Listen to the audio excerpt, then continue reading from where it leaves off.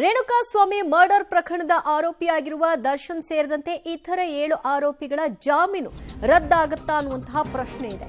ಮತ್ತೆ ದರ್ಶನ್ಗೆ ಸಂಕಷ್ಟ ಎದುರಾಗುತ್ತಾ?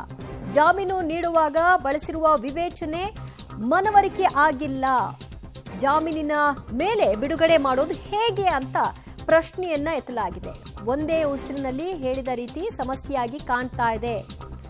ಹೈಕೋರ್ಟ್ ಜಾಮೀನು ಆದೇಶದ ಬಗ್ಗೆ ಗಂಭೀರ ಪ್ರಶ್ನೆಯನ್ನ ಸುಪ್ರೀಂ ಕೋರ್ಟ್ ಎತ್ತಿರೋದು. ಮುಂದಿನ ಮಂಗಳವಾರ ಸುಪ್ರೀಂ ಕೋರ್ಟ್ ಅಂತಿಮ ಆದೇಶವನ್ನ ಪ್ರಕಟ ಮಾಡಲಿದೆ. ದರ್ಶನ್ ಜಾಮೀನು ಭವಿಷ್ಯ ಅಂದೇ ನಿರ್ಧಾರವಾಗುತ್ತೆ.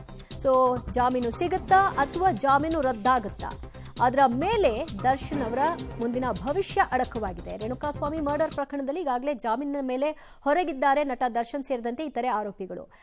8 ಆರೋಪಿಗಳ ಜಾಮೀನನ್ನು ರದ್ದುಗೊಳಿಸಬೇಕು ಅಂತ ಕೋರಿ ಕೋರ್ಟ್ಗೆ ಹೋಗಲಾಗಿತ್ತು. ಆಗ ಹೈಕೋರ್ಟ್ನಲ್ಲಿ ಇವರಿಗೆ ಜಾಮೀನು ಸಿಕ್ಕಿದ್ದ ವಿಷಯವಾಗಿ ಹಲವಾರು ವಿಷಯವನ್ನ ಸುಪ್ರೀಂ ಕೋರ್ಟ್ನಲ್ಲಿ ಮೆನ್ಷನ್ ಮಾಡಲಾಗಿದೆ. ಸುಪ್ರೀಂ ಕೋರ್ಟ್ ಕೂಡ ಕೆಲವೊಂದು ಪ್ರಶ್ನೆಗಳನ್ನು ಎತ್ತಿದೆ. ಹೈಕೋರ್ಟ್ ವಿವೇಚನೆಯನ್ನ ಬಳಸಿ ಕೊಟ್ಟಿರುವಂತಹ ಈ ಜಾಮೀನು ವಿಷಯವಾಗಿ ಕೆಲವೊಂದಷ್ಟು ಪ್ರಶ್ನೆಗಳನ್ನ ನ್ಯಾಯಮೂರ್ತಿಗಳು ಎತ್ತಿದ್ದಾರೆ. ದರ್ಶನ್ ಜಾಮೀನು ಏನಾಗುತ್ತೆ ಅನ್ನುವಂತಹ ಪ್ರಶ್ನೆಗೆ ಈಗ ಉತ್ತರ ಸಿಗಬೇಕಾಗಿದೆ. ಸೊ ಉತ್ತರಕ್ಕಾಗಿ ಜುಲೈ 22ರವರೆಗೂ ಕಾಯಬೇಕು. JB ಪರ್ದಿವಾಲಾ ನ್ಯಾಯಮೂರ್ತಿಗಳು ಸಿಬಿಲ್ ನಾನು ಪ್ರಾಮಾಣಿಕವಾಗಿ ಹೇಳ್ತೇನೆ, ಈ ಕೇಸ್ನಲ್ಲಿ ಜಾಮೀನು ನೀಡುವಾಗ ಹೈಕೋರ್ಟ್ ಬಳಸಿರುವಂತಹ ವಿವೇಚನೆ ನನಗಂತೂ ಮನವರಿಕೆಯಾಗಿಲ್ಲ. ಇದನ್ನು ಅತ್ಯಂತ ಪ್ರಾಮಾಣಿಕವಾಗಿ ಹೇಳಲು ಇಚ್ಛಿಸ್ತೇನೆ. ನೀವು ನಿಮ್ಮ ಕಕ್ಷಿದಾರರ ಜಾಮೀನು ರದ್ದು ಮಾಡಬೇಕು ಅಂತ ಕೋರಿ ವಾದ ಮಾಡಲು ಬಂದಿದ್ದೀರಿ. ನಿಮ್ಮ ವಾದವನ್ನು ನಾವು ಆಲಿಸ್ತೀವಿ ಅಂತ ಮೊದಲೇದಾಗಿ ನ್ಯಾಯಮೂರ್ತಿಗಳು ಹೇಳ್ತಾರೆ.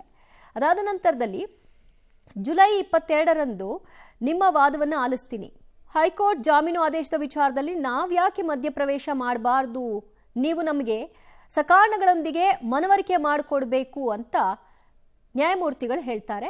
JB ಪರ್ದಿವಾಲಾ ನ್ಯಾಯಮೂರ್ತಿಗಳು ಹೈಕೋರ್ಟ್ ಕೊಟ್ಟಂತಹ ಜಾಮೀನಿನ ವಿಷಯವಾಗಿ ಅವರು ನಮಗಿದನ್ನು ಮನವರಿಕೆ ಮಾಡಿಕೊಡ್ಬೇಕು, ಯಾವ ಕಾರಣದಿಂದಾಗಿ ಅವರಿಗೆ ಜಾಮೀನನ್ನು ಕೊಡಲಾಗಿದೆ ಅನ್ನೋದರ ವಿವರಣೆ ಕೊಡಬೇಕು ಅನ್ನುವಂತಹ ವಿಷಯವನ್ನು ಅವರು ಪ್ರಸ್ತಾಪ ಮಾಡ್ತಾರೆ. ಹೈಕೋರ್ಟ್ ಆದೇಶದ ಯಾವ ಭಾಗ ನಿಮಗೆ ಒಪ್ಪಿಗೆ ಆಗಲಿಲ್ಲ ಅಥವಾ ಸಮಸ್ಯೆ ಆಗಿದೆ ಅಂತ ಕಾಣ್ತಿದ್ಯಾ ಅಂತ ದರ್ಶನ್ ಪರ ವಕೀಲರು ಕೂಡ ಮರು ಪ್ರಶ್ನೆಯನ್ನು ಎತ್ತುತ್ತಾರೆ. ಹೈಕೋರ್ಟ್ ಜಾಮೀನು ಆದೇಶದ ಬಗ್ಗೆ ನಾನು ಯಾಕೆ ಮಧ್ಯಪ್ರವೇಶ ಮಾಡಬಾರ್ದು ಅನ್ನುವಂತಹ ಪ್ರಶ್ನೆಯನ್ನು ಸ್ವತಃ ಸುಪ್ರೀಂ ಕೋರ್ಟ್ನ ನ್ಯಾಯಮೂರ್ತಿಗಳು JB ಪರ್ದಿವಾಲಾ ಅವರೇ ಕೇಳಿದ್ದಾರೆ. ಇದಕ್ಕೆ ನೀವು ನನಗೆ ಸರಿಯಾದಂತಹ ಸಕಾರಣವನ್ನು ಕೊಡಬೇಕು ಅನ್ನುವಂತಹ ವಿಚಾರವನ್ನು ಅವರು ಪ್ರಸ್ತಾಪಿಸಿದ್ದಾರೆ. ಕಪಿಲ್ ಸಿಬಲ್ ದರ್ಶನ್ ಪರ ವಕೀಲರು ಹೈಕೋರ್ಟ್ ಆದೇಶದ ಯಾವ ಭಾಗ ನಿಮಗೆ ಒಪ್ಪಿಗೆ ಆಗಲಿಲ್ಲ ಅಥವಾ ಸಮಸ್ಯೆ ಆಗಿದೆ ಅನ್ನುವ ರೀತಿಯಲ್ಲಿ ಕಾಣ್ತಾ ಇದೆಯಾ ಅಂತ ಅವರು ಪ್ರಶ್ನೆಯನ್ನ ಮಾಡ್ತಾರೆ. ಯಾವ ಪೋರ್ಷನ್ ಅಲ್ಲಿ ನಿಮಗೆ ಇದು ಸರಿಯಾದಂತಹ ನಡೆ ಅಲ್ಲ ಅನ್ನುವಂತಹ ಪ್ರಶ್ನೆ ಮೂಡಿಸುವಂತಹ ವಿಚಾರಗಳು ಹೈಲೈಟ್ ಆಗ್ತಾ ಇದೆ. ಅದರ ಬಗ್ಗೆ ನಮಗೆ ಹೇಳಬಹುದಾ ಅಂತ ದರ್ಶನ್ ಪರ ವಕೀಲರು ಕಪಿಲ್ ಸಿಬಲ್ ಮತ್ತೆ ನ್ಯಾಯಮೂರ್ತಿಗಳ ಬಳಿ ಕೇಳ್ತಾರೆ. ಸಮಸ್ಯೆಯಾಗಿ ಏನು ಕಾಣ್ತಾ ಇದೆ, ಯಾವ ಅಂಶ ಇಲ್ಲಿ ಅವರಿಗೆ ಜಾಮೀನು ಕೊಡಲಿಕ್ಕೆ ಸಮಸ್ಯೆಯಾಗಿ ಕಾಣ್ತಾ ಇದೆ ಅಂತ ವಾಪಸ್ ನ್ಯಾಯಮೂರ್ತಿಗಳು ಹೇಳ್ತಾರೆ. ಸಿಬಿಲ್, ನಾನು ಪ್ರಾಮಾಣಿಕವಾಗಿ ಹೇಳ್ತೀನಿ, ಈ ಕೇಸ್ನಲ್ಲಿ ಜಾಮೀನು ನೀಡುವಾಗ ಹೈಕೋರ್ಟ್ ಬಳಸಿರುವಂತಹ ವಿವೇಚನೆ ನನಗಂತೂ ಮನವರಿಕೆ ಆಗಿಲ್ಲ. ಸೊ ಇದನ್ನು ಅತ್ಯಂತ ಪ್ರಾಮಾಣಿಕವಾಗಿ ಹೇಳಲು ಇಚ್ಛಿಸ್ತೀನಿ. ನೀವು ನಿಮ್ಮ ಕಕ್ಷಿದಾರರ ಜಾಮೀನೇನಿದೆ ಅದನ್ನು ರದ್ದು ಮಾಡಬಾರ್ದು ಅಂತ ಕೋರಿ ವಾದವನ್ನು ಮಾಡಲು ಬಂದಿದ್ದೀರಿ. ನಿಮ್ಮ ವಾದವನ್ನು ನೀವು ಮಾಡಿ, ಸೊ ಅದನ್ನೆಲ್ಲವನ್ನು ಕೂಡ ನಾನು ಕೇಳ್ತೀನಿ, ಆದರೆ ಇದು ನನ್ನ ಅಭಿಪ್ರಾಯ ಅನ್ನೋದನ್ನ ನ್ಯಾಯಮೂರ್ತಿಗಳು ಹೇಳ್ತಾರೆ. ಸೊ ಈ ಮೂಲಕವಾಗಿ ಹೈಕೋರ್ಟ್ ಯಾವ ಆಧಾರದ ಮೇಲೆ ಇವರಿಗೆ ಜಾಮೀನು ಕೊಟ್ಟಿದೆ, ಪ್ರಕರಣದ ಇಡೀ ಗಂಭೀರತೆಯನ್ನು ಗಮನಿಸ್ತಾ ಇದ್ರೆ ಜಾಮೀನು ಕೊಡಬಹುದಾದಂತಹ ಅಂಶ ಇಲ್ಲಿ ಏನು ಕಾಣಿಸ್ತು ಅನ್ನೋದಕ್ಕೆ ಈಗ ಕಪಿಲ್ ಸಿಬಲ್ ಅವರು ನ್ಯಾಯಮೂರ್ತಿಗಳಿಗೆ ಉತ್ತರವನ್ನು ಕೊಡಬೇಕಾಗತ್ತೆ. ಯಾವ ಅಂಶ ನಿಮಗೆ ಸಮಸ್ಯೆಯಾಗಿ ಕಾಣ್ತಾ ಇದೆ ಅಂತ ಅವರು ಕೂಡ ಪ್ರಶ್ನೆಯನ್ನು ಕೇಳಿದ್ದಾರೆ. ಸದ್ಯ ಇದೆಲ್ಲದರ ಆಧಾರದ ಮೇಲೆ ಮುಂದೆ ಯಾವ ರೀತಿಯ ತಿರುವನ್ನು ಪಡ್ಕೊಳ್ಳುತ್ತೆ ಅನ್ನೋದನ್ನ ಕಾದು ನೋಡಬೇಕು. ಜುಲೈ 22ನೇ ತಾರೀಕು ನಿಮ್ಮ ವಾದ ಆಲಿಸ್ತೀನಿ ಅಂತ ಕೂಡ ನ್ಯಾಯಮೂರ್ತಿಗಳು ಹೇಳಿದ್ದಾರೆ. ಹೈಕೋರ್ಟ್ ಜಾಮೀನು ಆದೇಶದ ವಿಚಾರದಲ್ಲಿ ನಾವು ಯಾಕೆ ಮಧ್ಯಪ್ರವೇಶ ಮಾಡಬಾರ್ದು ಅಂತಲೂ ಕೂಡ ಅವರು ಕೇಳಿದ್ದಾರೆ. ಇನ್ನು ಹೈಕೋರ್ಟ್ ಆದೇಶದ ಯಾವ ಭಾಗ ನಿಮಗೆ ಸಮಸ್ಯೆಯಾಗಿ ಕಾಣ್ತಾ ಇದೆ ಅಂತ ಕಪಿಲ್ ಸಿಬಲ್ ಅವರು ಕೂಡ ಕೇಳ್ತಾರೆ. ಅದಕ್ಕೆ ನ್ಯಾಯಮೂರ್ತಿಗಳು ಅವರನ್ನ ಜಾಮೀನಿನ ಮೇಲೆ ಬಿಡುಗಡೆ ಮಾಡುವುದು ಹೇಗೆ ಅಂತ ಹೈಕೋರ್ಟ್ ಒಂದೇ ಉಸಿರಿನಲ್ಲಿ ಹೇಳಿದ ರೀತಿ ನನಗೆ ಸಮಸ್ಯೆಯಾಗಿ ಕಾಣ್ತಾ ಇದೆ. ಅಂದರೆ ಒಂದು ಕ್ಲಿಯರ್ ಕಟ್ ಆಗಿ ಜಾಮೀನು ಕೊಡಬೇಕು ಅಂತ ಡಿಸಿಷನ್ ಮಾಡ್ಕೊಂಡ ಹಾಗೆ ಕಾಣಿಸ್ತಾ ಇದೆ ಅನ್ನೋದನ್ನ ನ್ಯಾಯಮೂರ್ತಿಗಳು ಹೇಳ್ತಾರೆ. ಮತ್ತು ಹಿರಿಯ ವಕೀಲ ಸಿದ್ಧಾರ್ಥ ಲೂಥ್ರಾ ಅವರೇ ಮುಂದಿನ ವಿಚಾರಣೆಯಲ್ಲಿ ಯಾವುದಾದ್ರೂ ಗಮನಾರ್ಹ ಅಂಶಗಳು ಉಲ್ಲೇಖಿಸಲು ಬಯಸ್ತೀರಾ ಅಂತ ಅವರಿಗೂ ಕೂಡ ಕೇಳಿದ್ದಾರೆ ನ್ಯಾಯಮೂರ್ತಿಗಳು. ಸರ್ಕಾರದ ಪರ ವಕೀಲರನ್ನ ಅವ್ರು ಕೇಳಿರುವಂತಹ ಪ್ರಶ್ನೆ ಅದಾಗಿದೆ. ಜೊತೆಗೆ ಆರೋಪಿಯು ಪ್ರಕರಣದ ಪ್ರಮುಖ ಸಾಕ್ಷಿದಾರನಾಗಿದ್ದಾನೆ ಚಿಕ್ಕಣ್ಣ. ಅವರ ಜೊತೆಗೂ ಕೂಡ ನಿಕಟ ಸಂಪರ್ಕವನ್ನ ಇವರು ಹೊಂದಿದ್ದಾರೆ. ಸೊ ಸಾರ್ವಜನಿಕವಾಗಿ ಅವರು ಕಾಣಿಸ್ಕೊಂಡಿರೋದನ್ನು ಕೂಡ ಗಮನಿಸಲಾಗಿದೆ. ಇದು ಬಹಳ ಗೊಂದಲ ಹಾಗೂ ಕಿರಿಕಿರಿಯನ್ನ ಉಂಟು ಮಾಡ್ತಾ ಇದೆ. ಸಾಕ್ಷಿದಾರನ ಜೊತೆಗೆ ಅವರು ಕಾಂಟ್ಯಾಕ್ಟ್ ಅಲ್ಲಿ ಇದ್ದಾರೆ ಅನ್ನೋದಾದ್ರೆ ಅವರು ಪ್ರಭಾವ ಬೀರುವಂತಹ ಸಾಧ್ಯತೆಗಳ ಬಗ್ಗೆ ಇಲ್ಲಿ ಮನವರಿಕೆ ಮಾಡುವಂತಹ ಕೆಲಸವನ್ನ ಮಾಡಲಾಗಿದೆ. ಒಟ್ಟಾರೆಯಾಗಿ ಸುಪ್ರೀಂ ಕೋರ್ಟ್ನಲ್ಲಿ ಈ ವಿಷಯವಾಗಿ ಇನ್ನೂ ಕೂಡ ವಾದ ನಡೀತಾ ಇದೆ ಮತ್ತು ಸುಪ್ರೀಂ ಕೋರ್ಟ್ ಕೂಡ ಕೇಳ್ತಾ ಇದೆ. ಹೈಕೋರ್ಟ್ ಒಂದೇ ಉಸಿರಿನಲ್ಲಿ ಈ ತೀರ್ಮಾನಕ್ಕೆ ಬಂದ ಕಾಣಿಸ್ತಾ ಇದೆ ಅಂತ ಇದರ ವಿಷಯವಾಗಿ ನಾವು ಯಾಕೆ ಮಧ್ಯಪ್ರವೇಶ ಮಾಡಬಾರ್ದು ಅನ್ನುವಂತಹ ಪ್ರಶ್ನೆಯನ್ನು ಕೂಡ ಇಟ್ಟಿದೆ. ಇದಕ್ಕೀಗ ಉತ್ತರವನ್ನು ಕೊಡುವಂತಹ ಕೆಲಸವನ್ನ ದರ್ಶನ್ ಪರ ವಕೀಲರು ಮಾಡಬೇಕು.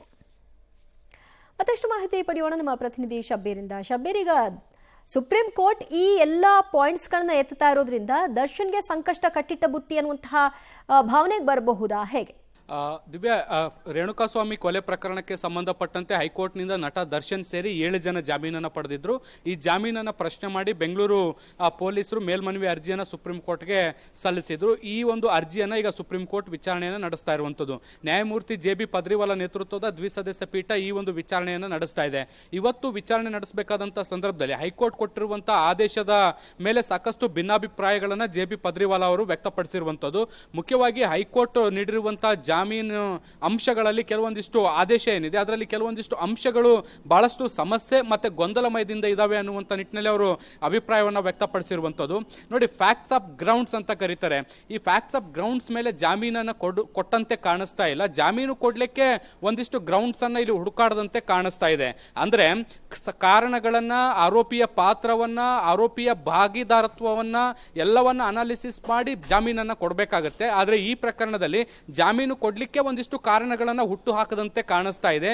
ಹೀಗಾಗಿ ಆದೇಶದ ಕೆಲವು ಪಾರ್ಟ್ಗಳಲ್ಲಿ ಅಥವಾ ಕೆಲವು ಅಂಶಗಳಲ್ಲಿ ನಮಗೆ ಇದು ಸಮಂಜಸ ಅನಿಸಿಲ್ಲ. ಹಾಗಾಗಿ ನಾವು ಈ ಆದೇಶದಲ್ಲಿ ಮಧ್ಯಪ್ರವೇಶ ಮಾಡಬಹುದು ಅಂತ ಅನ್ನಿಸ್ತಾ ಇದೆ ಅನ್ನುವಂಥ ನಿಟ್ಟಿನಲ್ಲಿ JB ಪದ್ರಿವಾಲಾ ಅವರು ಒಂದು ಆಕ್ಷೇಪವನ್ನು ವ್ಯಕ್ತಪಡಿಸಿರುವಂತದ್ದು. ಸೊ ಹೀಗಾಗಿ ಹೈಕೋರ್ಟ್ ಕೊಟ್ಟಿರುವಂತಹ ಆದೇಶದ ಮರುಪರಿಶೀಲನೆ ಇಲ್ಲಿ ನಡೆಯುವಂತ ಸಾಧ್ಯತೆಗಳನ್ನ ನಿರೀಕ್ಷೆ ಮಾಡಬಹುದು.